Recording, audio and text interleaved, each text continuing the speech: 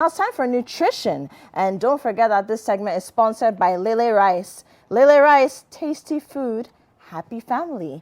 And we're talking about something really interesting today. We're looking at infant nutrition and talking about mastering the art of fortifying your baby's food. And you know, when we talk nutrition here on Breakfast Daily, there's one lady who brings it all to bear for us. Akusia Kunedu Adam. She is a state-registered nutritionist, the lady for the job. Good morning, Akusia. Good morning, Afi. Hey, that was quite a nice CV. But that's what it is. That's what it is. Thank you so much. Thank you for coming through as always. Always a pleasure. So, yesterday was Mother's Day. Happy Mother's Day. Belated Happy Mother's Day to you. Same to me. I'm just dreaming about the future. You Oh, know, it will come. It will come. One fine boy like that. Oh, you have 10. You want 10. Now and then we shouldn't pray for it. Malnutrition was setting. Yeah, I'm sure.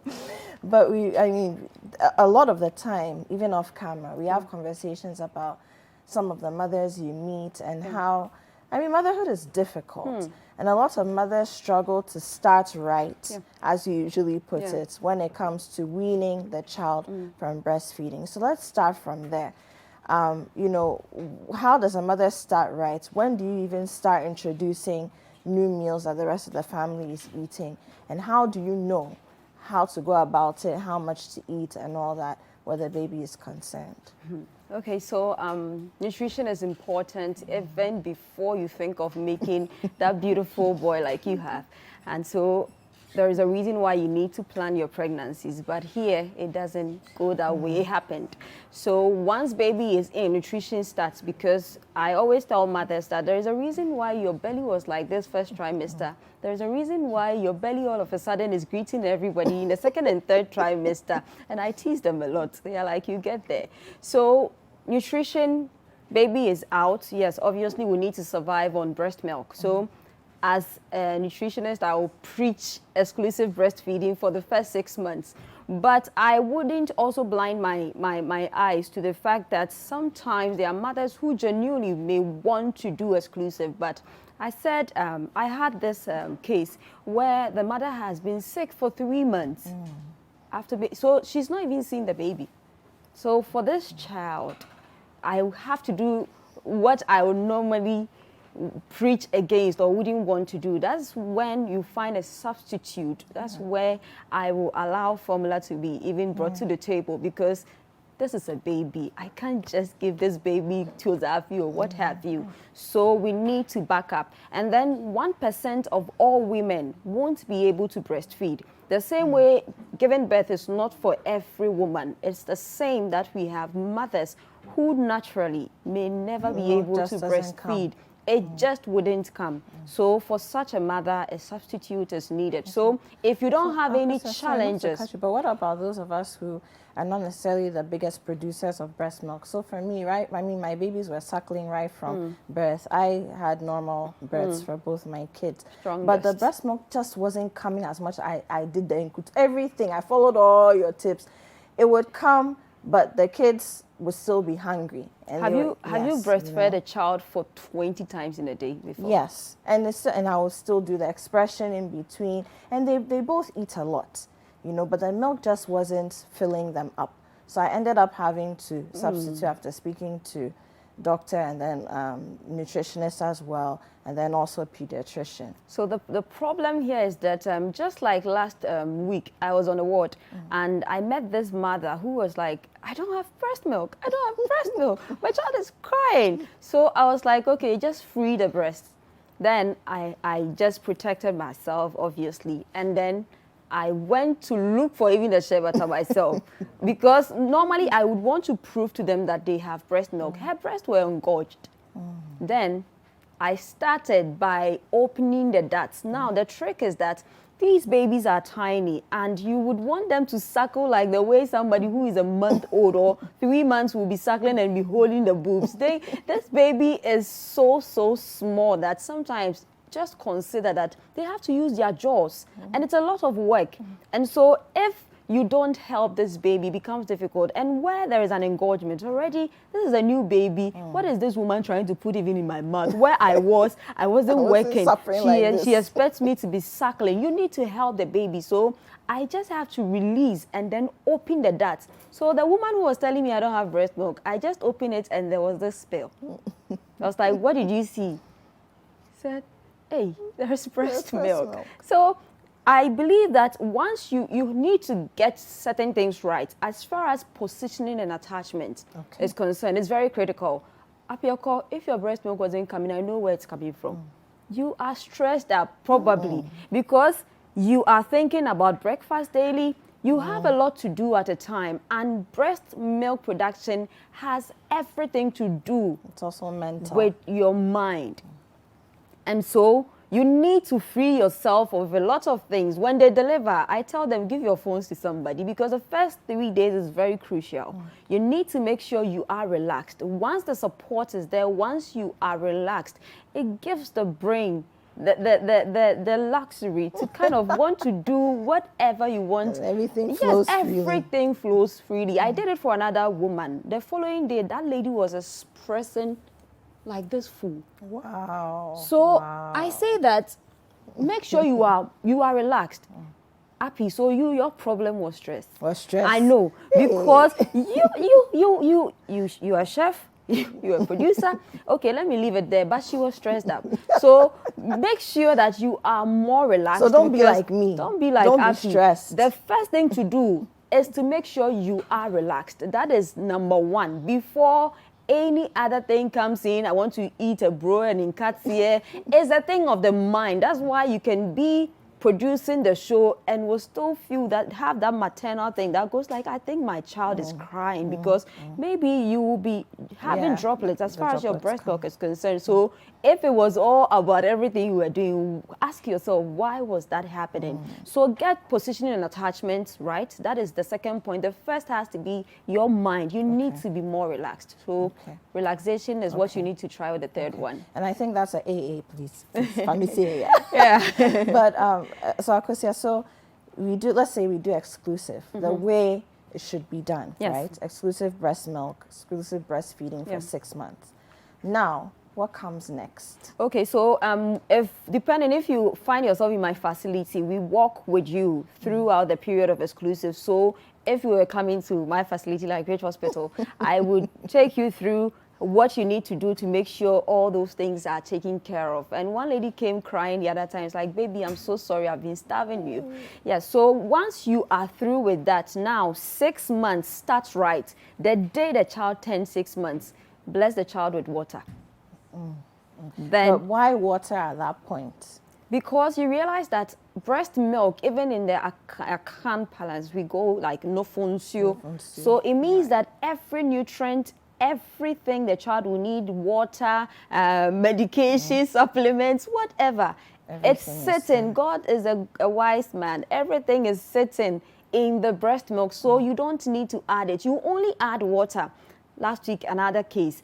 The parents, they've abandoned the child. So a nurse has taken it upon herself and is taking care of the boy. Yeah, so I went to check up on the boy because they said the weight was dropping.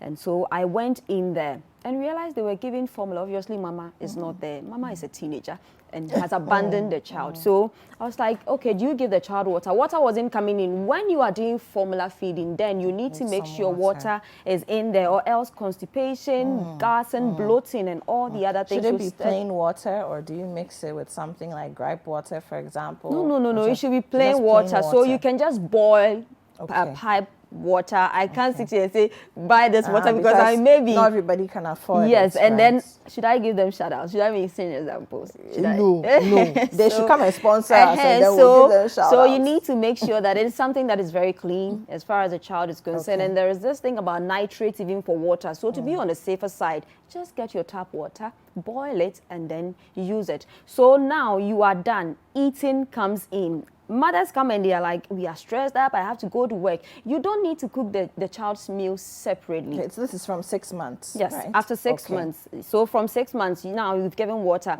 you start introducing complementary foods. Okay. And it should be baby friendly. That is the most important thing. So if you want your fufu so hard in a certain way, that is not baby friendly, because this baby was on breast milk. And so the transition will need to be done right, or else you throw the child off. Like me, I cooked my first omutuo in the university.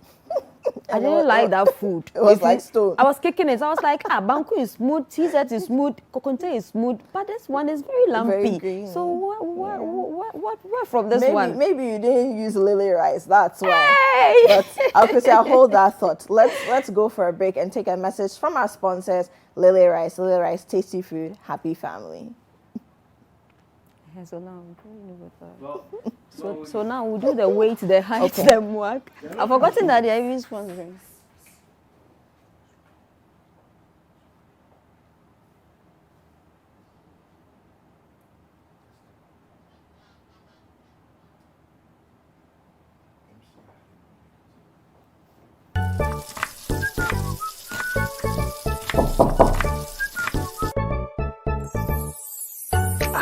Hey, bro.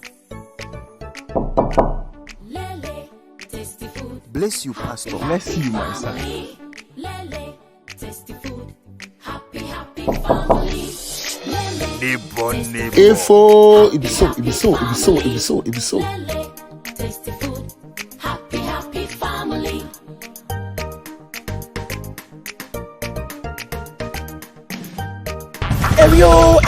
Ewi. My boys come after they see something.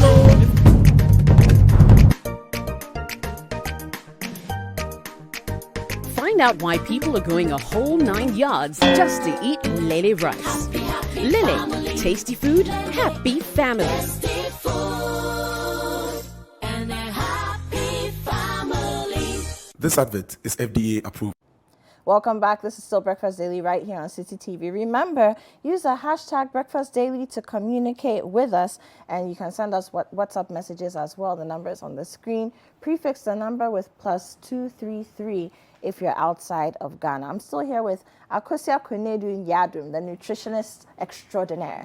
And we've been talking about mastering the art of fortifying your baby's food. So, Akosia, we on that lily rice note, your motto was not nice because you didn't use lily rice. I hear. I was trying with my children. Yes. So let's talk about, how do you know what to fortify your child's food with? I mean, you talk about baby weight, height, all that. How do you know, and how do you measure some of these things? How do you keep up?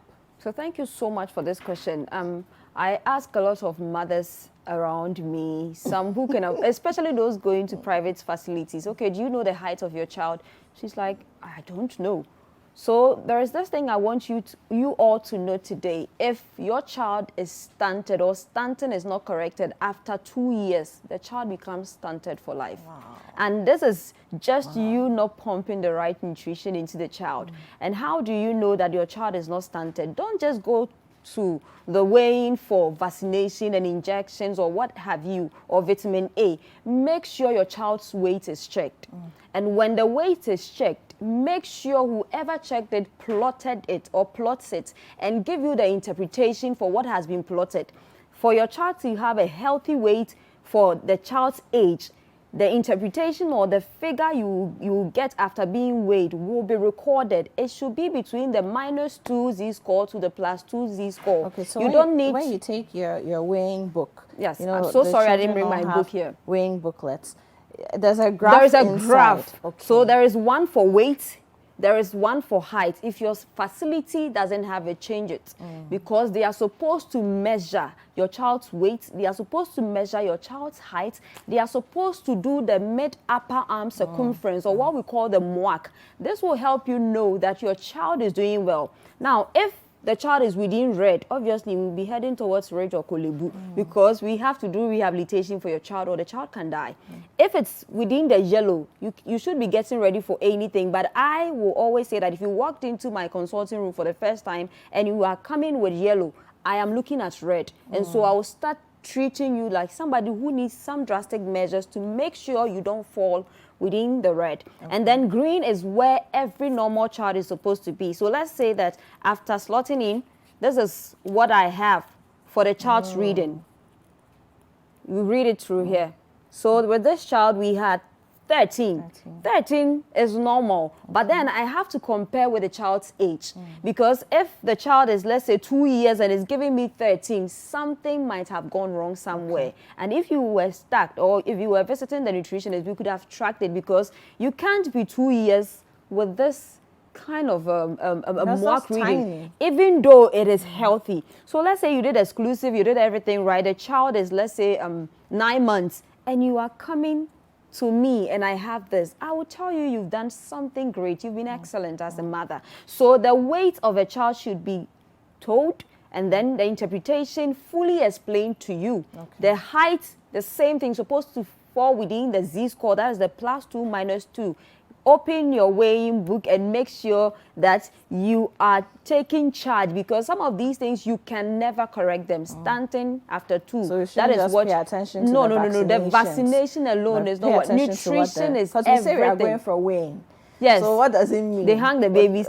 Mommy, wait. Then they grab their babies and they are gone. The weight, the height, the marks should be checked aside every other thing that needs to be done for you. And now, the fortifiers. Now, we can use soya. We've spoken about GSSPD, but I'll go there again. If your child is food defect for GSSPD, if you've not tested, once you start giving the complementary feeds or introducing new foods, you should be observing that child for allergies. Okay. So if a child is reacting to, I used myself as an example last week. I was like, I take bean stew, but I can't eat gobe, and I want to try gobe, but something in my tummy says, I don't want that. So I'm trying to know why. Maybe it's the ritual, how they mix it is something that I don't like. But that is my body, and I know well that this doesn't work well with me. Know your child's body. Start one at a time. Don't combine a lot of things, so that if we should do a 24-hour dietary record, say from yesterday morning to today, if we are evaluating what you've given to your child, if something goes wrong, we will be able to know that this or that caused it. So be gradual about it. It should be baby friendly as much as possible. Don't give your baby grainy rice and expect the baby to eat it like you will eat it. Of course, there are some kids who come, their ancestors in the tummy, because there is this child, there is this kosua and moko I can't even eat at the office. This girl, 7 months, was eating kosua and moko. So she's an ancestor. Children are different, but make sure that whatever you are giving to the child is baby friendly. Be mindful of sugars, be mindful of salt, be mindful of pepper and other spices, because their digestive system, as far as spices are concerned, is not like yours, and so might struggle with some of these things. Okay, so Akosia, you have a table with the ages of the children, Yes. and then the things they should be eating. I think we should take a look at that and then just run us through what we should be paying attention Okay, to. so we have a table here as to what will guide you as far as the feeding of your child is concerned. Now, let's take age 0 to 6, obviously breastfeeding, and you breastfeed on demand at least 12 times per day. That is what the WHO, the World Health Organization, Ghana Health Service recommend. If you are doing nothing at all, it should be 12. But if you do more, the results, it's obvious. When you come for weighing, you will see. And then 6 months to 9 months, 2 to 3 times a day. And if your child should eat at a feed, 2 to 3 tablespoonful, the child has eaten. The fact that Apioko's son is eating a bowl full of cocoa doesn't mean that your child is supposed to do same. The most important thing is that it should be fortified. Once it is properly fortified, either with soya bean, that is if you don't have anything to do with GSSPD, either fish powder or shrimp powder, then you can be sure that the nutritional needs of this child will be met. A classical example I always use, okay, we are having fufu and chicken soup as a family. Okay, my baby can't have fufu. I would want to put on the cassava potatoes, which is also blessed with vitamin C. Now, I've enhanced the child. It's not just about the carbohydrate or the starch. It is also about vitamin C coming in there. Then I put carrots in the soup.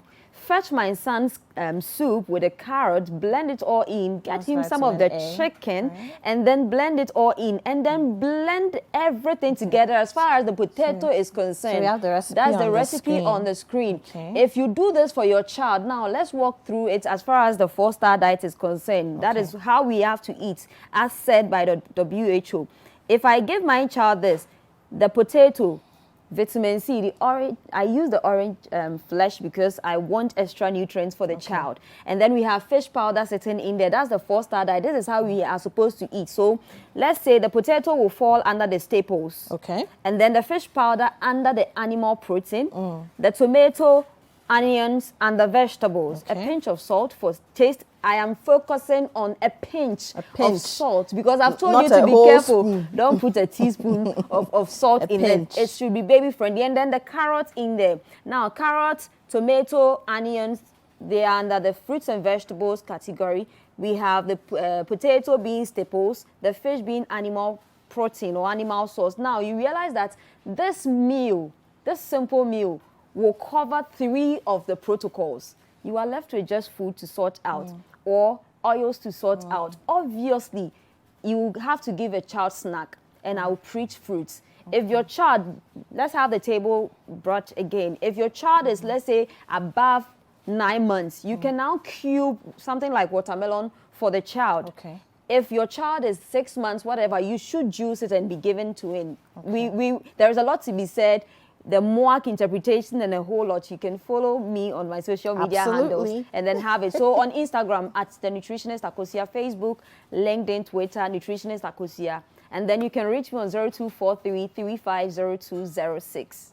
Brilliant. And Akosia's details are on the screen. And of course, go to CityTube and follow all these conversations that we have and look for Akosia also on social media. Reach out to her. She has a lot of time for her clients, old and new alike. Akosia, thank you very much. It's always a pleasure. Thanks you for having me. And thank you to Lily Rice. Lily Rice is the sponsor of the nutrition segment right here on Breakfast Daily, bringing us all that we need to make sure that you get all the information you need as far as nutrition is concerned.